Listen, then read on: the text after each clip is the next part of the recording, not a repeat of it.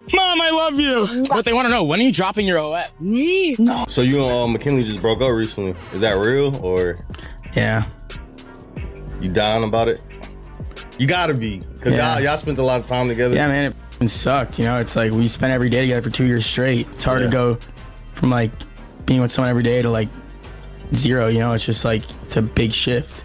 What was the main root cause of that from your perspective? I don't even want to like talk about it. You know, I feel like it's just like I don't know. I don't want to sit on a podcast and just yap about it from my perspective, even though I don't know. It's already so much is so out there. Jack Doherty didn't slowly fade out of relevance, and he didn't quietly step away from the spotlight. This wasn't a graceful exit. This was a full-scale collapse. Loud, messy, and impossible to ignore, the kind of downfall people can't stop watching. Because it feels long overdue for years, Jack built his online image on intimidation, pressure, and dominance. He thrived on making people uncomfortable, especially women who trusted him and were treated more like income sources than human beings. Allegations followed him everywhere: harassment, manipulation, and abuse, hidden behind the label of edgy content. Crypto projects to young fans who didn't know better, turning hype into fast money while leaving others confused and burned. And now look at where that road ended. The luxury mansion with a $30,000 monthly rent is gone. The supercar fantasy is gone. Reports say he's back under his mother's roof, chasing relevance on social media like someone who already missed his moment. What shocks people the most is that despite all this chaos, the legal system still hasn't fully stepped in. And that's where the real questions begin, because the money loss isn't even the darkest part there. Are serious allegations that Jack ran a digital manipulation operation through romantic partners, draining massive sums from supporters in extremely short periods of time, and somehow avoiding consequences. The question nobody asks loud enough is simple: why is he still free to understand how it all fell apart? You have to rewind to the beginning. Back to 2017, when Jack cracked a YouTube formula that worked for numbers but was rotten at its core. This wasn't creativity, this was shock farming. Provoking strangers, humiliating people, and turning discomfort into clicks. He didn't run real pranks. Pranks require consent, and a punchline. What he pushed was harassment disguised as confidence. Chaos sold as clout, and pressure framed as entertainment. Strategy worked fast. The algorithm rewarded outrage. Every public meltdown, every uncomfortable moment turned into views. By 2019. Jack was reportedly making 6 figures a month, proving that toxicity could be profitable.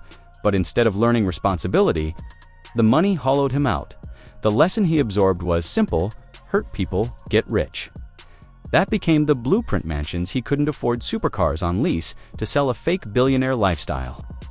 Smoke, mirrors, and illusion. But when the algorithm shifted and harassment content stopped being boosted, the money dried up. Most creators would pivot. Jack didn't. He went darker. So twisted and stupid already. It's just like I don't even care to like touch up on it anymore. I'll just leave it in the past, move on, and just like I don't know. But I mean, I guess a lot of people probably wonder, like, are you hurt from a business perspective, or are you hurt like emotionally? Like that was something you actually way loved? More emotionally than I am business wise. You know, it's like money comes and goes. Like I can make that money back like in like quick, you know, but it's just like it's more of like the time we spent together is like something I can't replace with like anyone else, you know? Yeah. It's like she was the only person I really saw like everything I've done the past 2 years.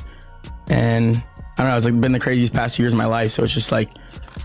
When ad revenue fell, he allegedly turned to the people closest to him, launching what he called a talent management group. Behind the branding, critics say it operated like a content sweatshop, targeting young women with small followings, promising easy money and fame, while locking them into contracts that heavily favored him according to multiple claims. He kept 50 to 70% of their earnings, while they did the work, all under the banner of guidance and protection. One of the biggest voices to come forward was McKinley Richardson, who dated Jack for 2 years. She described a manipulative system where pressure, threats, and control were constant. Allegations include being pushed into content against her values and being threatened with being sent home if she refused. That shifts the story from toxic creator to alleged exploitation. Jack later claimed he was hurt emotionally, not financially.